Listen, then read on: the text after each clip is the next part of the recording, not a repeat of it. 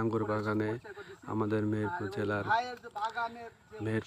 জেলার ছবির এক ভাই আঙ্গুর বাগানের ইন্টারভিউ নিচ্ছে। আপনার নাম কি? আসসালামু আলাইকুম ভাই, আমার নাম মোহাম্মদ দিলওয়ার হোসেন। আচ্ছা, আমি বলতে চাচ্ছি যে আপনার এই যে বাগানটা করেছেন, এই বাগানের মানে করার ইচ্ছা পোষণ কীভাবে আসলো? এই বাগান আমি ইউটিউবে দেখি ফার্স্টে যে আপনার আঙুরের জাত আপনার বাংলাদেশে উৎপন্ন হয় না, মাটির দই যায়, জমির দই যায়, যে আঙুর বাংলাদেশে উৎপন্ন করা যাবে না টক হয়। দেখি যে আপনার মিষ্টি জাতের আঙুর চাষ করতে, আমার খুব শখ যে বাংলাদেশে দিকে মিষ্টি জাতের আঙুর চাষ করবো। তো সেখানে আমি বললাম যে ভাই এই জাত আমি বাংলাদেশে কীভাবে নিয়ে যাবো। তো আমাকে একদম বুদ্ধি দিল যে এইভাবে নিয়ে গেলি, এখন বর্ডারের সমস্যা, তো যেভাবে আমরা রাস্তা তৈরি করে দেবো, নিজের ব্যবস্থা করে দেবো। তো যাক আল্লাহর মধ্যে আমি যেভাবে আমি নিয়ে আসার পর থেকে ওখান থেকে আমি চারা তৈরি করি, ওই বীজটা নিয়েছি, এখান থেকে আমি চারা তৈরি করি, চারা তৈরি করে ইনশাল্লাহ এই 10 কাঠা জমিতে আমি রোপণ করি। আচ্ছা, আপনার এই 10 কাঠা জমির উপরে এই গাছ লাগাতে আপনার খরচ কেমন হয়েছে?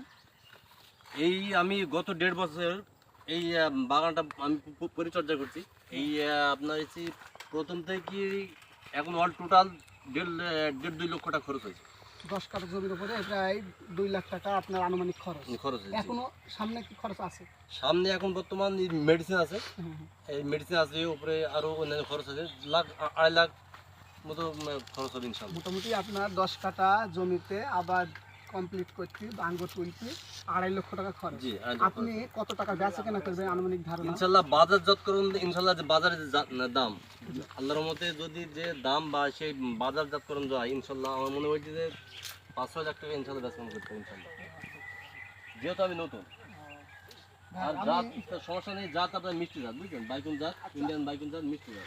এই আমাদের দেশে সাধারণত আঙ্গুর তৈরি করলে আপনার প্রচুর টক, সেই ক্ষেত্রে আপনার যে বিশ্বাস বা উদ্দীপনা, যেটা বুঝতে পারছি আমরা, যে আপনার প্রায় বক্তব্যই বুঝতে পারছি যে আঙ্গুর মিষ্টি হবে। আপনি তো এটা গ্যারান্টি দিচ্ছেন এক প্রকার, কারণ আপনি যেখান থেকে নিয়ে এসেছেন সেই প্রোডাক্টটা মিষ্টি, সেই হিসাব করে আপনি একটা ধারণা পাচ্ছেন, এবং আঙ্গুরটা পরিপূর্ণ হওয়ার পরে আরো ভালোভাবে বুঝতে পারবেন যে কতটা সত্যতা পাওয়া যায়। এখন দেখেন বর্তমানে আঙুরটা বসে 1 মাস। জি জি, এখন এই আঙুরটা বসে 1 মাস, এখন বর্তমানে এটা থাকবে আপনার এখন 2 মাস থাকবে, অর্থাৎ 100 দিনে বা 90 দিনে আঙুরটা আপনার পাকে, ঠিক আছে? 100 দিনে বা 90 দিনে পাকে, এই পাকি ইনশাল্লাহ আপনি মিষ্টি হবে।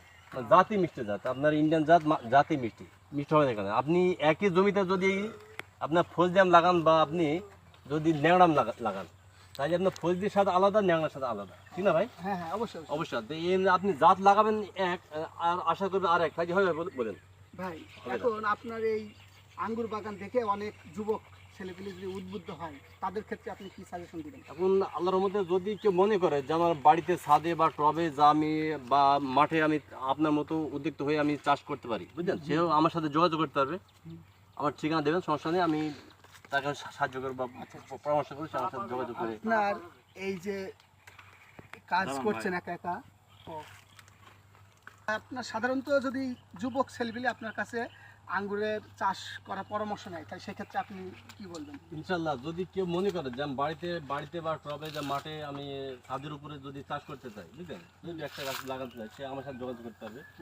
ইনশাল্লাহ যোগাযোগের ঠিকানা হচ্ছে আপনার যোগেন্দা গ্রাম, আপনার মেহেরপুর জেলা, গাংনী উপজেলা, যোগেন্দা গ্রাম, যোগেন্দা খাপাড়া।